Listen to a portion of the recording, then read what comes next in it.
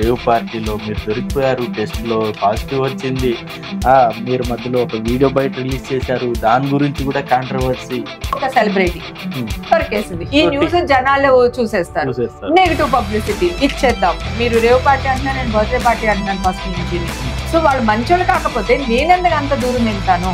నేను సెలబ్రిటీ అయినందుకు ఇంత జరిగిందండి. మీకు దమ్ము ఉంటే నా బాడీలో ఉంటాయి కదా డ్రగ్స్ అనేవి, నేను రెడీగా ఉన్నాను. మీరు వచ్చి నాకు టెస్ట్ చేయండి. నేను 500 సినిమాలు యాక్ట్ చేశాను. వాళ్ళని నన్ను నిలబెడితే నన్ను ఎంతమంది గుర్తిస్తారు, వాళ్ళు ఎంతమంది గుర్తిస్తారు. వాళ్ళు నాకు ఆర్టిస్ట్ లేదు. ఇప్పుడు జైలుకి వెళ్ళిన వాళ్ళు సక్సెస్ చాలా గొప్పలు అవుతున్నారు. జగన్ గారికి జైలు వెళ్ళారు, ముఖ్యమంత్రి అయ్యారు. చంద్రబాబు నాయుడు గారు వెళ్ళారు, ముఖ్యమంత్రి అయ్యారు. అంటే ముఖ్యమంత్రి అని కాదు, మంచి పొజిషన్ లో ఉంటారు. జగన్ వైఎస్ఆర్సీపీ పార్టీలో, నేను అసలు వైఎస్ఆర్సీపీలో జాయిన్ లింక్ చేస్తూ కూడా అప్పుడు నేను జగనన్నను కలిసాను. జగనన్న వాళ్ళు పిలిచారు, నేను జగనన్నని వెళ్ళి కలవడం జరిగింది. హాయ్, హలో, నమస్తే, welcome to mister Rama. So ఈ మధ్య కాలంలో మనందరికీ తెలుసు, హేమ గారు సినిమాల్లో ఎంత పాపులర్ అయ్యారో, ఈ మధ్య కాలంలో కొన్ని కాంట్రవర్సీస్ వల్ల మోర్ దాన్ పాపులర్ అయ్యారు. ఇప్పుడు సోషల్ మీడియా యుగం కాబట్టి చిన్న ఇష్యూని చాలా పెద్ద హైలైట్ చేశారు. సో ప్రస్తుతానికి ఆమెకి రీసెంట్ మన అందరికీ తెలుసు క్లీన్ చీట్ వచ్చింది బెంగళూరు సంబంధించి ఆ రేవ్ పార్టీకి. సో ప్రస్తుతం మేడం అంతా ఉన్నారు, మేడంతో మాట్లాడతాం. నమస్కారం మేడం. నమస్తే. సో మేడం, మీకు ఇప్పుడు ప్రస్తుతం క్లీన్ చీట్ అయితే వచ్చింది. మొన్నటి వరకు ఎన్ని వార్తలు మేడం, అబ్బో అసలు రేవ్ పార్టీలో మీరు దొరికిపోయారు, టెస్ట్లో పాజిటివ్ వచ్చింది, మీరు మధ్యలో ఒక వీడియో బయట రిలీజ్ చేశారు, దాని గురించి కూడా కాంట్రవర్సీ చాలా జరిగాయి. సో మొన్నటి వరకు నాకు తెలిసి మీరు నిజంగా ఒక నరకంలో ఉన్నారు కదా. 100% అండి. అంటే ఎవరో నన్ను బాధించి, లేకపోతే నా కమ్యూనిటీలో వాళ్ళు నన్ను ఇబ్బంది పెట్టి, లేదా ఫ్రెండ్స్ ఏమన్నా అని అలా లేదండి. అందరూ సపోర్ట్గా ఉన్నారు. ఎందుకంటే నేను సోషల్ గ్యాదరింగ్కి వెళ్ళినప్పుడు నేనేంటో నా ఫ్రెండ్స్కి తెలుసు. ఇక్కడ 10 years నుంచి ఉంటున్నాను ఈ ఇంట్లో, ఈ కొత్త అపార్ట్మెంట్స్ లో.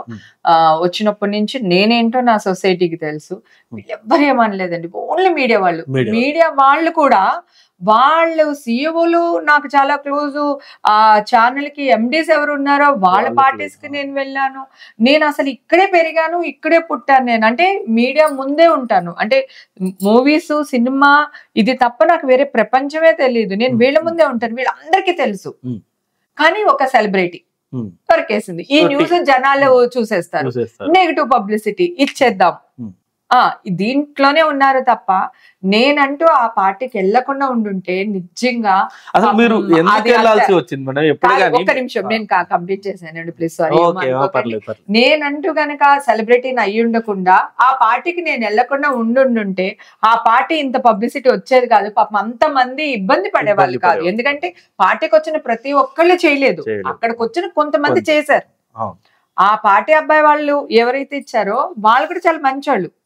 వాళ్ళేమి ఇదే మీరు రేవ్ పార్టీ అంటున్నా, నేను బర్త్డే పార్టీ అంటున్నాను ఫస్ట్ నుంచి. సో వాళ్ళు మంచోళ్ళు కాకపోతే నేనెందుకు అంత దూరం వెళ్తాను? నేను సెలబ్రిటీ అయినందుకు ఇంత జరిగిందండి. సో అంటే అక్కడ నిజంగా మీరు ఇప్పటి వరకు చాలా పార్టీస్ వెళ్ళారు. ఎప్పుడే కానీ మేము కూడా ఎప్పుడు చూడలేదు ఇలా ఒక డ్రగ్, లేకపోతే ఈవెన్ మీరు పబ్బుల్లో కూడా ఎప్పుడే కానీ హైలైట్ అవ్వలేదు. ఆ కల్చర్ కొంచెం మీకు నాకు తెలిసి దూరంగా ఉంటారేమో. నేను దూరంగా ఉండడం పక్కన పెడితే ఇది నా లైఫ్ అండి. నేను క్లబ్కి వెళ్తాను, లేదా మందు తాగుతాను, లేదంటే ఇంకొకటి చేస్తాను. That is my personal. Okay, so నాకు ఒక పర్సనల్ లైఫ్ ఉన్నాడప్పుడు దాన్ని మీరు రోడ్డు మీద వేయటం మీద, పైగా నేను తప్పు చేయలేదని చెప్తున్నాను కానీ నువ్వు తప్పు చేసావంటారు వాళ్ళు. అసలు జడ్జిమెంట్ రాకముందే వీళ్ళు జడ్జిమెంట్ ఇచ్చేసారు. అదే కదా నేను గొడవ పెడుతున్నాను. ఇప్పుడు కోర్టులో జడ్జిమెంట్ వచ్చే వరకు, వచ్చిన తర్వాత ఇప్పుడు ఏమనండి న్యూస్, ఇప్పుడు ఎవరు నిజంగా ఇప్పుడు ఎవడేయట్లేదు. ఆ రోజు నేను దగ్గితే న్యూస్, ఆ రోజు నేను ఇంట్లో బిర్యానీ పెట్టినా న్యూసే. అది ఇక్కడది కాదు, ఎప్పుడో సంవత్సరం క్రితం చేసింది. ఇదే నైల్ పాలిష్. లక్కీగా నేను మొన్న నా బర్త్డేకి పెట్టించుకున్నానండి, 12వ తారీఖు. మదర్ ఇలా అవుతారని అనుకోలేదు. ఈ నైల్ పాలిష్ మనం జెల్ పాలిష్ అన్నమాట, దీన్ని ఇప్పుడు మా మదర్ చనిపోయారు, ఇది ఫ్యాషన్ గా ఉంటది ఇది. కానీ ఇది నేను తీయాలంటే నేను ఇప్పుడు బ్యూటీ పార్లర్ కి వెళ్ళి ఒక 1 hour 2 hours కూర్చుంటాను, కానీ ఇది తీయలేం. ఇదే నైల్ పాలిష్ ఆ రోజు వేసుకున్నాను. నేను వేసుకునేది బ్లాక్ డ్రెస్, పింక్ ఫ్లవర్స్ ఉంటాయి, వైట్ షర్ట్ వేసుకున్నాను. ఒక తెల్ల షర్ట్ అమ్మాయిని చూపించేసి హేమ హేమ హేమ అని వేసేసారు. అంటే జనాలు కూడా ఓ హేమనేమో అనుకున్నారు. అదేదో అంటారు కదా హిప్నటిజం చేస్తారు అని, అట్లా ఒక ఇది చేసేసి ముద్రించేశారు. అప్పుడు జనాలు కూడా ఓహో హేమనేమి ఈ అమ్మాయి అనుకున్నారు. అక్కడికి నేను చెప్పాను, ఒరే నేను ఈ నైల్ పాలిష్ పెట్టుకున్నాను, నేను ఈ డ్రెస్ వేసుకున్నాను, నేను కాదురా బాబోయ్ అని చెప్తే అస్సలు నా మాట బొకాయిస్తున్న హేమ, నటిస్తున్న హేమ వాళ్ళ ఇష్టం. రెడ్ హ్యాండెడ్ గా దొరికిన హేమ ఏంటో దేశద్రోహం చేసేసి నేను రెడ్ హ్యాండెడ్ గా దొరికేసానంట వీరికి. ఇలాగనమాట. బ్రేకింగ్ న్యూస్ మేడం, మీరే ప్రపంచంలో ఏం లేదు, ప్రపంచంలో వేరే సమస్య లేదు, మీరే బ్రేకింగ్ న్యూస్. నాదే కాదు, ఏమంటారు దాన్ని, ఎలక్షన్ టైం కదా, ఓట్ల లెక్కింపు టైం ఆ రోజు, ఓట్లు లెక్కింపడం, బ్రేకింగ్ న్యూస్, హేమ ఇలా బొక్కేసింది, హేమ పట్టుబడిపోయింది, హేమ డ్రగ్స్ తీసేసుకుంది. నేను తీసుకోకుండా, కోర్టు తీర్పు రాకుండా వీళ్ళు ఇష్టం వచ్చినట్టు న్యూస్ వేసేసారు. ఇప్పుడు దీని వల్ల నేను ఎంత నష్టపోయినా పక్కన పెట్టండి, కొంచెం పక్కన పెడదాము, మీరు ఎంత నష్టపోయారని అడుగుతున్నాను.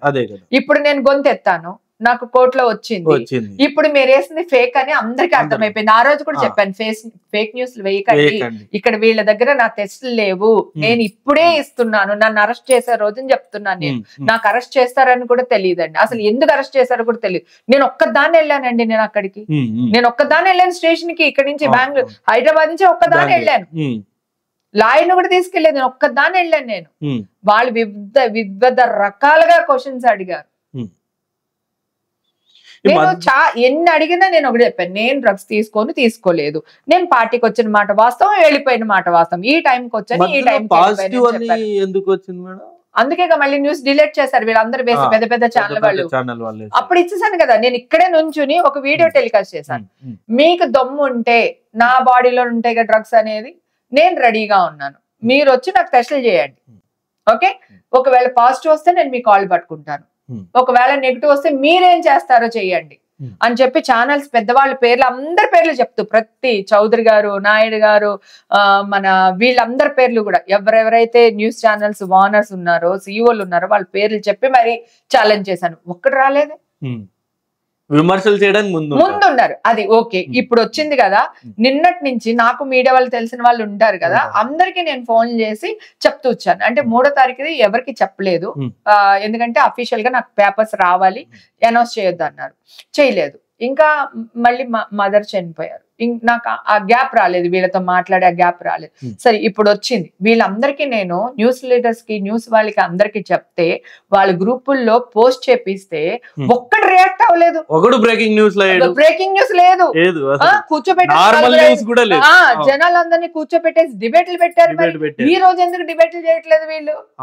అంటే మొన్న తిన్న పాము అంటారు చూడండి, ఓ పక్కన మూలన పడి ఉంటది, అట్లా బిహేవ్ చేస్తున్నారు. ఓకే, మీరు ఆ రోజు వేశారు కదా, అంత పబ్లిసిటీ ఇచ్చారు కదా, మరి ఈ రోజు కూడా నాకు అంతే పబ్లిసిటీ ఇవ్వాలి కదా. ఈ అమ్మాయి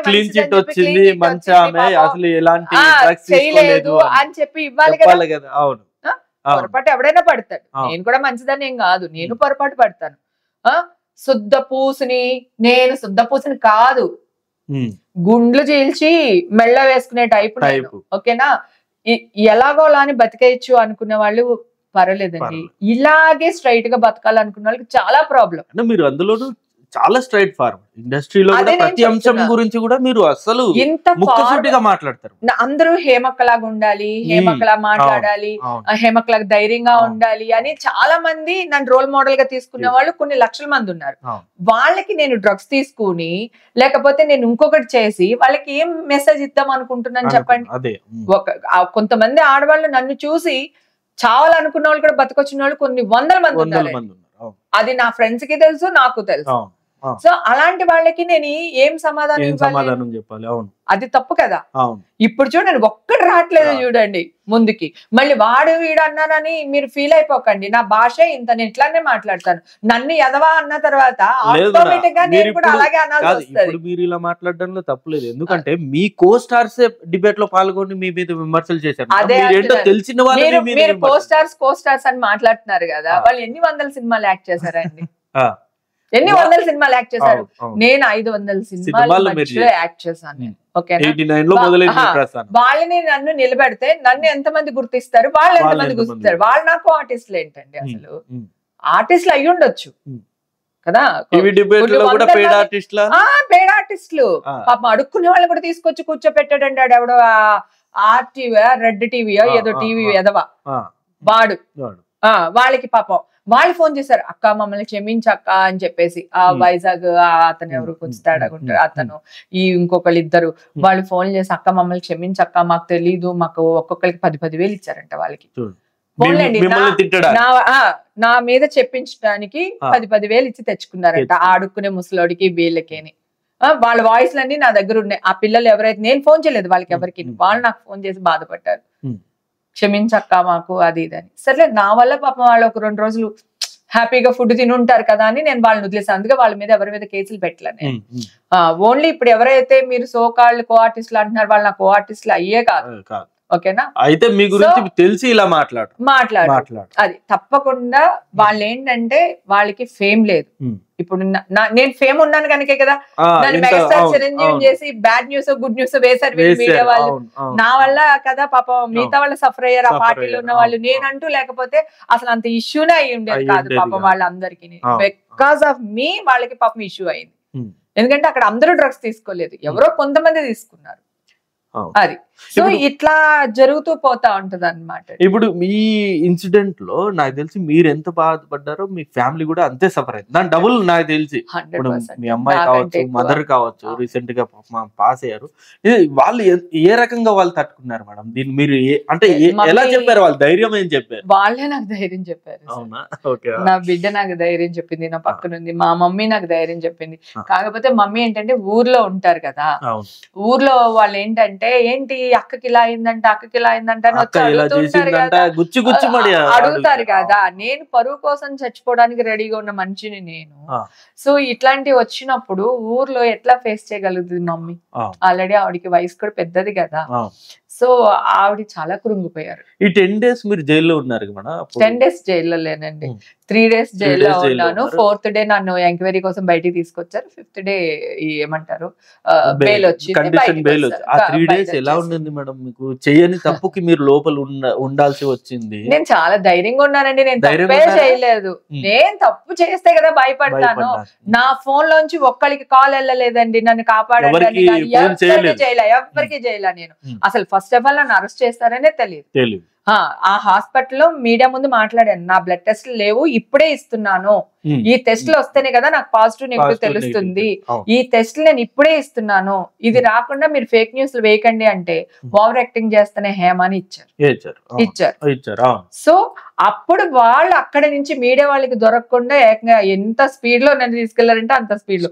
ఇప్పుడు నేను పోలీసులకు కూడా నేను అదే అడిగాను, మీరు నేను ఏం చేశాను? దేశద్రోహం చేశాను. అర్ధరాత్రి ఒక ఆడపిల్లని ఇంత చేసుకుంటూ తీసుకెళ్లి జడ్జి ముందు నిలబెట్టేసి నన్ను అరెస్ట్ చేసే అంత తప్పు నేను ఏం చేశాను? పోలీసులు కూడా అడిగా. నేను వాళ్ళ మీద కూడా వేశాను. మీరు ఎందుకు మీడియాతో మాట్లాడుతున్నారు? మీరు ఎందుకు మీడియాకి వీడియోలు ఇచ్చారు? మీడియా వాళ్ళు మమ్మల్ని అడుగుతున్నారు, హేమ దగ్గర ఎంత డబ్బులు తీసుకున్నారు, ఎన్ని లక్షలు తీసుకున్నారు, ఆ అమ్మాయిని ఎందుకు అరెస్ట్ చేయట్లేదని మమ్మల్ని క్వశ్చన్ చేస్తున్నారు. మీరు ఇంత పెద్ద అని మాకు తెలియదు, దీనికంతా మీరే కారణం అని చెప్పేసి మీడియా వాళ్ళు చేస్తున్నారు. అప్పుడు వాళ్ళేంటి ఎంక్వైరీ చేయాలి కదా, చేయాలి కదా, వాళ్ళ డ్యూటీ వాళ్ళు చేశారు. నేను ఎక్కడా భయపడలేదు. పైగా పాపం లోపల ఉన్న వాళ్ళందరూ కూడా నాకు చాలా సపోర్ట్ గా మాట్లాడారు. నువ్వు తప్పు చేయలేదురా, వాళ్ళు కావాలని నిన్ను టార్గెట్ చేశారు మీడియా వాళ్ళు అని చెప్పేసి. అక్కడ చదువు రాని వాళ్ళు పాపం జైల్లో ఉన్న వాళ్ళు ఎవరైతే ఉన్నారో వాళ్ళు, ఆ జైలర్లు, వీళ్ళు అందరూ, అక్కడ ఉన్న డాక్టర్స్ అందరూ నాతో చాలా హ్యాపీగా సపోర్ట్ చేశారు. అసలు నేను ఎవరైనా సపోర్ట్ అడిగితే కదా అందరు కాల్స్ చేశారు, అందరు కాల్స్ చేశారు. హీరోలు, మా డైరెక్టర్లు, పెద్ద పెద్ద ప్రొడ్యూసర్స్ అందరు కాల్ చేశారు. ఈషా కాల్ చేసి, ఏ నాన్న ఎంత డబ్బులు కావాలి, లాయర్ కావాలా, ఏం చేయాలి, అక్కడ ఏం కావాలి మమ్మీకి, నువ్వు వెళ్తున్నావు కదా, నీకు హోటల్స్ కావాలా, నీకు ఎవరైనా డ్రైవర్ కావాలా, కార్లు కావాలా అని మా హస్బెండ్ గాని ఈశాన్ గాని అందరూ వాళ్ళ ఇదిగానే మాట్లాడుతూ ఉన్నారు. అసలు ఎవరు నన్ను అందరూ నేను చెప్తాను కదా, నేను గిల్ట్ ఫీల్ అయ్యి నేను వాళ్ళకి కాల్ చేయలేదు తప్ప అందరూ నా కూతురికి ఇట్లా పట్టుకున్నారు. ఏం కావాలి ఇషా, ఏం కావాలి ఇషా అంటే, ఏం వద్దు అంకుల్, అమ్మ బానే ఉన్నారు, ఏం వద్దు, నాకు అన్ని ఉన్నాయి నా దగ్గర. అందరు వాలంటరీగా వాళ్ళే లాయర్స్ వచ్చారు, 5 లాయర్స్ వచ్చారు వాలంటరీగా, వాళ్ళే వచ్చి వాళ్ళే తీసుకుని వితౌట్ ఫీజు. తర్వాత బెయిల్కి డబ్బులు ఇచ్చారు అంతే తప్ప వితౌట్ చేయలేదని. ఇక్కడి నుంచి వచ్చారు లాయర్లు ఇద్దరు సొంత ఖర్చు పెట్టుకొని. వరప్రసాద్ గారు ఒక లాయర్, ఇంకొక లాయర్ చిరంజీవి గారు ఎవరో ఇంకొక లాయర్ వచ్చారు. అక్కడ 2 లాయర్లు వచ్చారు. మళ్ళీ నేను ఒక లాయర్ని నా ఫ్రెండ్స్ పంపించారు, అంటే ఈషా, నా కూతురు, మా హస్బెండ్, వీళ్ళందరూ పంపించారు. మా తమ్ముడు వాళ్ళు ఇంకొక లాయర్ని తెచ్చారు. మొత్తం 5 లాయర్లు వచ్చారు. పోన్లేదు మేడం, ఇప్పుడు జైలుకి వెళ్ళిన వాళ్ళు సక్సెస్ అవుతున్నారు, చాలా గొప్పలు అవుతున్నారు. ఇప్పుడు బెస్ట్ ఎగ్జాంపుల్స్, జగన్ గారికి జైలు వెళ్ళారు, ముఖ్యమంత్రి అయ్యారు. చంద్రబాబు నాయుడు గారు వెళ్ళారు, ముఖ్యమంత్రి అయ్యారు. అంటే ముఖ్యమంత్రి అని కాదు, మంచి పొజిషన్ లో ఉన్నారు.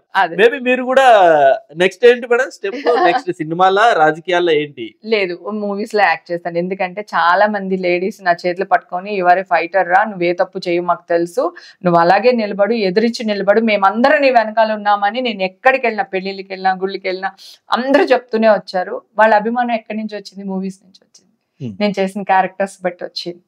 అభిమానాన్ని నేను పోగొట్టుకోదలుచుకోలేదు, అందుకని మళ్ళీ యాక్ట్ చేస్తాను.